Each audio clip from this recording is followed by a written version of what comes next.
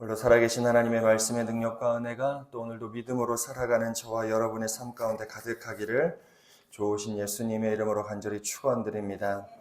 에스겔 37장 이후에서부터는 하나님이 이스라엘 백성들 가운데 또 약속하신 회복에 대한 말씀을 쭉 기록해 주셨습니다.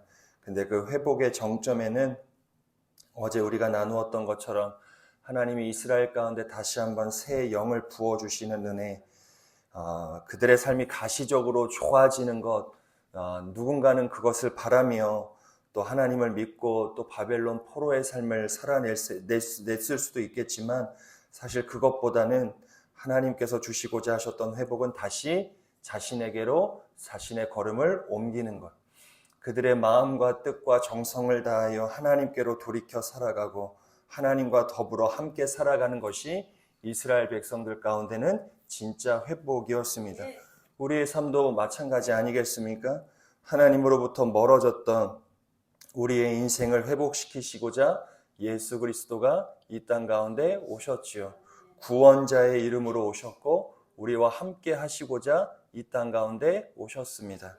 그래도 예전에 한번 말씀드렸듯 예수라고 하는 이름에는 두 가지 뜻이 있다 말씀드렸어요. 예수, 인류를 구원하는 구원자의 이름이지만 이사야서에 예비된 예수의 또 다른 이름이 임마누엘이었습니다. 하나님께서 자신의 독생성자 예수를 이 땅 가운데 보내셔서 저와 하나님과의 사이에 멀어졌던 관계를 예수 그리스도를 통하여 회복시키시고 궁극적으로 그 다음 임마누엘 하나님과 영원히 함께 할 수 있도록 우리에게 은혜를 주셨다. 이것을 복으로 여기며 살아가는 것, 그것이 우리의 삶의 진짜 신앙의 여정이라 할 수 있지요. 그것이 에스겔을 통하여 주시는 이스라엘의 회복입니다.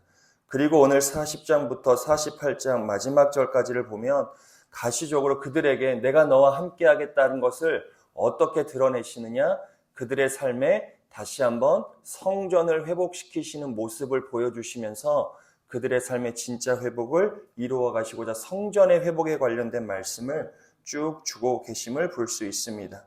오늘 본문 1절의 말씀을 우리가 먼저 같이 한번 읽어보겠습니다. 1절의 말씀을 같이 읽습니다. 우리가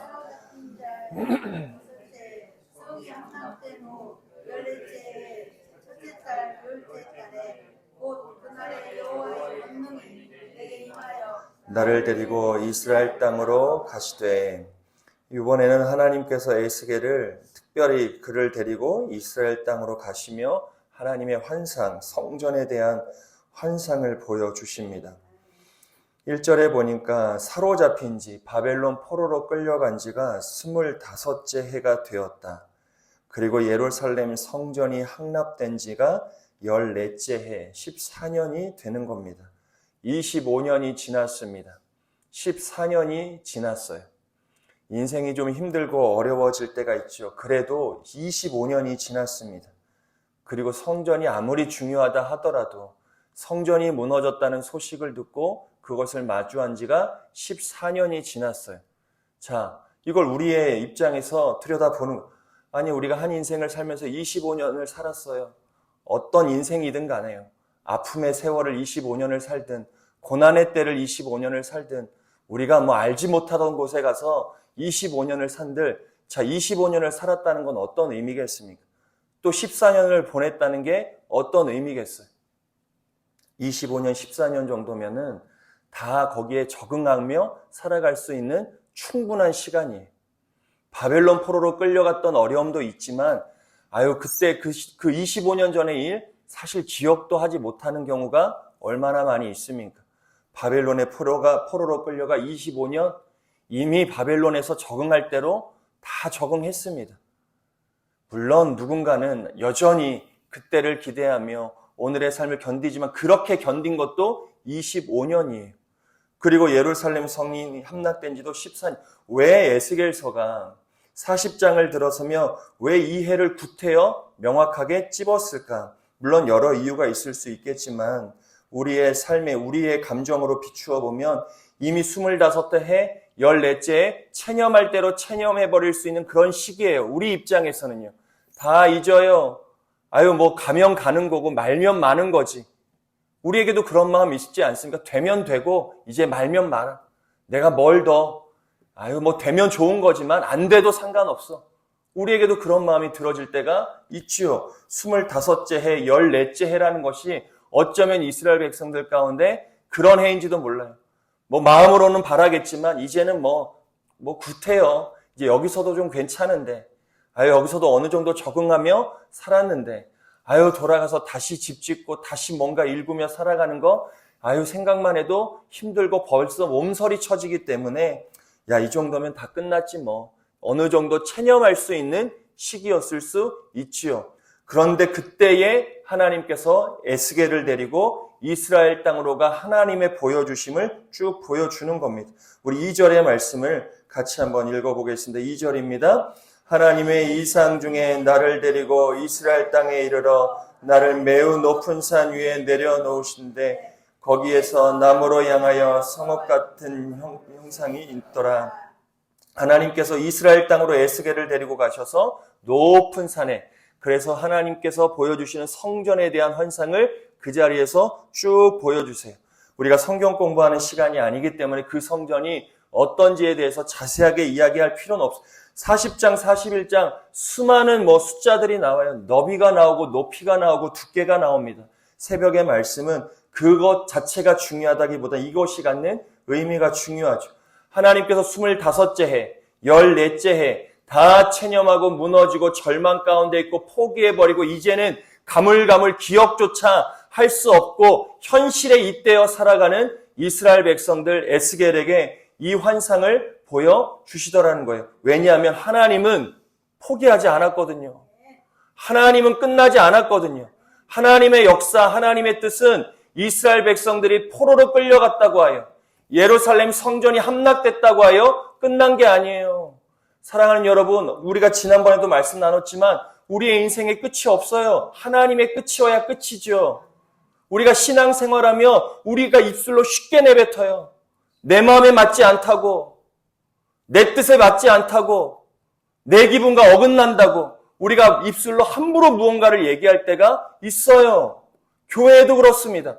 가정에서도 마찬가지예요. 나라와 민족을 바라보는 우리의 눈과 마음도 마찬가지죠. 내가 마땅치 않으니까, 내 기준과 내 상식에 부합하지 않으니까 내가 뭐라고 얘기해요?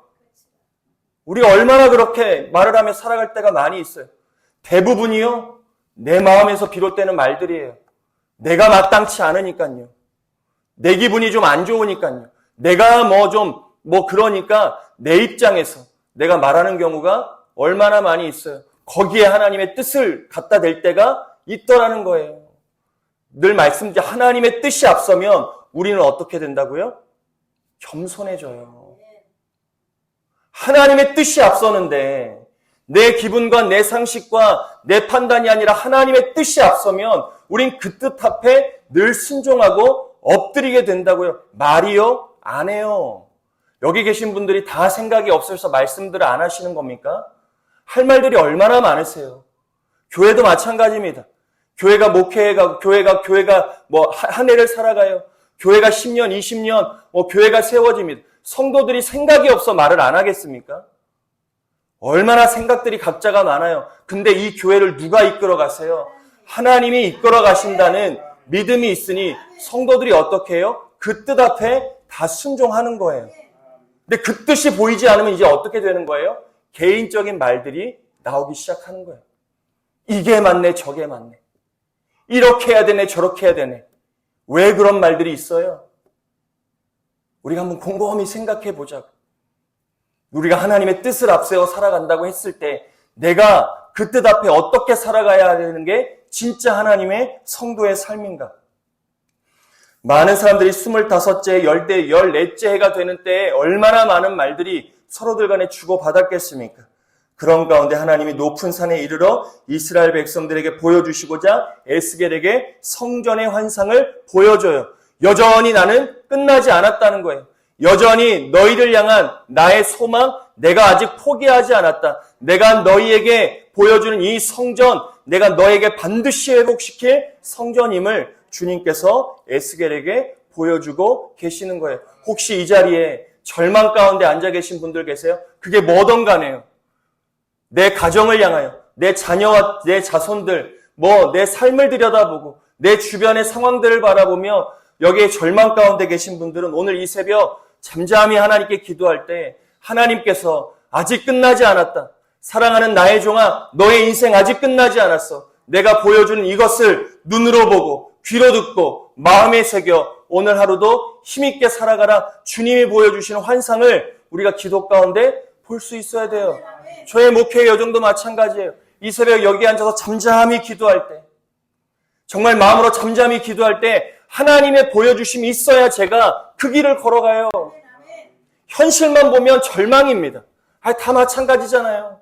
힘들고 어렵고 이 어려운 세상 가운데 현실만 바라보며 마음 무너지지만 새벽에 주는 은혜, 이 새벽에 하나님이 보여주시는 환상이 있어요.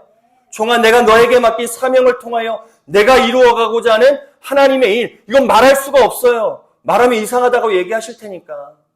말하면 저 목사님 미쳤네 라고 얘기하시니까 말할 수 없어요. 하지만 하나님이 은밀한 중에 보여주시는 것이 있어요. 우리가 그걸 보며 살아가야지.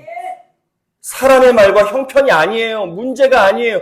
이스라엘 백성들은 25째 동안 내가 포로로 끌려왔던 그것이 문제가 아니라 14째 해전에 무너졌던 예루살렘 성전 완전히 폐허됐던 그 성이 문제가 아니라 하나님이 지금 보여주시는 이 환상을 붙들어 살아갈 수가 있어야 됐어요.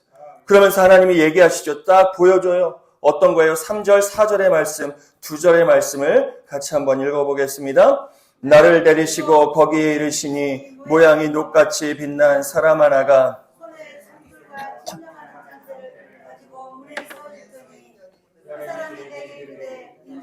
내가 내게 보이는 그것을 눈으로 보고 귀로 들으며 내 마음으로 생각할지어다. 보이려고 이리로 데리고 왔나니 너는 본 것을 다 이스라엘 족속에게 전할지어다 하더라. 그러면서 오늘은 특별히 성전 바깥 담을 측량하시는 그 사람을 통하여 하나님이 보여주신 천사를 통하여 측량하시는 모습을 5절 이하에 쭉 기록합니다. 성전 바깥의 담을 측량하고 동쪽의 문과 문간의 구조들을 하나님이 환상 가운데 보여주시며 자세하게 그 벽의 두께까지, 그 벽의 높이까지, 그 문들이 몇 개인지까지 세세하게 하나님이 쭉 기록해주고 계심을 볼 수 있죠. 무엇보다 하나님께서 4절에 말씀하시는 것, 그 사람이 측량하는 것, 그 사람의 말을 너희가 눈으로 보고 귀로 들으며 마음으로 반드시 생각하라. 이 말씀을 오늘 여러분들이 마음에 꼭 새기셨으면 좋겠어요. 눈으로 보고 귀로 들으며 내 마음에 생각할지어다. 말씀, 우리가 신앙생활 눈으로 보고 귀로 들으며 마음으로 늘 생각하는 거예요. 마음으로 생각한다는 게 뭐예요? 시편의 말씀, 시편의 저자가 주의 말씀을 어떻게 하라고 그래요? 읊조리라 그럽니다. 주의 말씀을 눈으로 보고 귀로 들으면 내 마음에 끊임없이 생각하는 거예요. 우리가 오늘 하루의 삶을 온전하게 살아내기 위해 뭐 해야 되느냐? 이거예요. 오늘 말씀을 눈으로 봐요. 귀로 주의 음성을 듣습니다. 그리고 우리의 삶의 자리로 돌아가 끊임없이 하나님께서 주신 말씀을 생각하는 거예요. 말씀을 눈으로 보고 귀로 듣고 끝나는 게 아니라 끊임없이 내 마음과 입으로 읊조리며 내 하루를 살아가야 우리가 말씀 안에 거하고 말씀 앞에 순종하며 살아가요. 새벽에만 그렇게 하시고 중간쯤에는 내 마음대로 내 기분대로 살다가 또 잘 때쯤 돼서는 또 말씀 가운데 기도 가운데 그런 게 아니라 하루 종일토록 주의 말씀을 읊조리는 신앙을 우리가 갈망하며 살아갈 수 있어야 한다. 오늘 저와 여러분에게 이 은혜가 꼭 있게 되기를 좋으신 예수님의 이름으로 간절히 축원드립니다. 그러면서 하나님께서 성전 바깥담에 측량을 쭉 하십니다. 자, 반복되는 측량입니다. 거의 보면 비슷한 말들이 계속해서 반복적으로 나와요. 높이가 얼마냐, 두께가 얼마냐, 그것이 중요하지 않은 건 아니지만 이 새벽에 그것보다는 반복되는 측량의 중요성이 무엇이냐. 하나님께서 이스라엘 백성들 가운데 이야기하는 회복은 막연하지 않아요. 그들은 막연하게 생각하고 있었어요. 야, 언제쯤 내가 돌아갈 수 있을까? 야, 언제쯤 내 인생이 어떻게 될 수 있을까? 막연해요. 우리도 마찬가지예요. 우리도 막연합니다. 불확실하니까요. 그런데 하나님께서 두시고 살아가시는 회복은 막연한 것이 아니라 하나님께서는 정확하고 질서 있게 이스라엘 백성들의 삶을 회복시키시고자 구태여 측량하는 사람을 세우시고 그들로 인하여 측량하며 정확한 두께와 길이를 에스겔에게 보여주고 계시더라는 거예요. 사랑하는 여러분, 이 하나님께서 우리에게 회복의 은혜를 주시는 거예요. 이 정확하신 하나님께서는 오차가 없어요. 하나님은 질서 있게 자신의 계획을 자신의 뜻과 자신의 시간 계획에 따라 지금 움직여가고 계신다는 것을 오늘 말씀을 통해 저와 여러분이 다시 한번 마음으로 온전히 믿게 되는 은혜가 있게 되기를 간절히 축원드립니다. 성전 대충 지어지는 게 아니었어요. 하나님의 회복 대충 주어지는 게 아니에요. 하나님의 여호와 일에 어쩌다가 주어지는 은혜가 아니에요. 하나님은 그 시간과 때를 완벽하게 우리의 삶에 세팅해 놓고 우리의 삶을 인도해 가세요. 그것을 꼭 신뢰하세요. 하나님 언제예요? 우리는 그렇게 기도할 수 있어요. 근데 하나님의 때는 완전하다고요. 하나님이 우리의 삶에 이루어 주실 회복도 완전해요. 우리가 오늘의 삶이 그 하나님의 완전하신 회복의 때를 향하여 살아가고 있다는 것을 꼭 믿음으로 확증하시고, 그래서 우리의 걸음걸음이 힘이 있는 거예요. 그 완전하신 때를 향하여 우리가 걸어가고 있기 때문에 우리의 걸음걸음이 의미가 없지 않아요. 하루하루의 삶을 우리는 흘려보내는 것처럼 살아갈 수 있겠지만 하나님의 입장에서 하나님이 선택한 하나님의 자녀의 하루하루의 삶은 그냥 지나가는 삶이 아니에요. 그러니 하나님의 시간이 다르잖아요. 들어보셨어요? 하나님의 때, 그것은 뭐예요? 카이로스예요. 하나님이 건져 올리시는 때예요. 저와 여러분을 그렇게 구원해 주셨죠. 여러분들이 우리가 구원의 날을 계수했습니까? 여러분들이 여기 나오는 날, 태어나는 날을 계수하셨어요? 그것은 하나님의 강권적인 때예요. 하나님의 때라고요. 하나님이 우리의 삶에 건져 올리시는 때, 우리의 회복도 마찬가지예요. 우리의 크로노스, 우리가 살아가는 시간 속에서 우리는 하나님의 때를 측량할 수가 없어요. 도대체 언제 내 삶이 나아져? 언제 내가 치료돼? 언제 내가 조금 회복되는 거야? 알 수 없어요. 그거 얘기해 주는 사람 조심하세요. 절대 우리는 알 수가 없습니다. 그때는 오직 하나님께만 속해 있어요. 하나님의 완전한 시간 플랜 안에 하나님이 그때를 향하여 우리의 삶을 지금 끌어당기시는 거예요.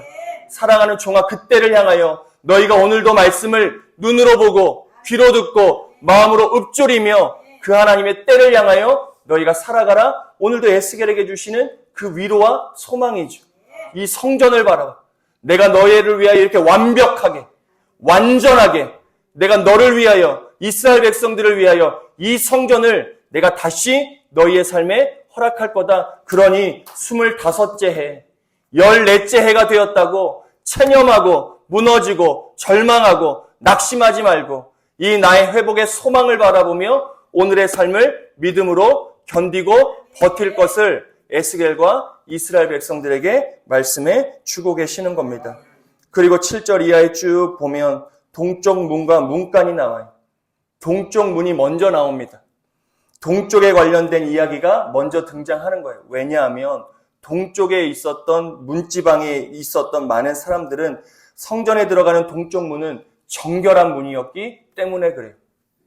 정결한 양들이 들어가는 문, 정결한 사람들이, 제사장들이 드나드는 문, 동쪽 문은 정결함의 상징이었어요.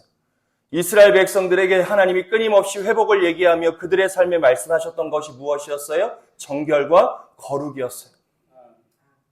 이스라엘 백성들의 회복을 위하여 하나님이 이 동쪽 문을 먼저 보여주시며 그들의 삶에 요청하시는 것, 너희들이 정결할 것을 말씀해주고 계시는 겁니다.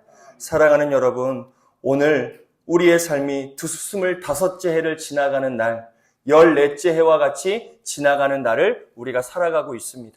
절망이죠. 낙심과 때로는 체념의 시간을 지나갈 때가 있어요. 이때 우리에게 필요한 것, 주님의 보여주시는 환상이에요.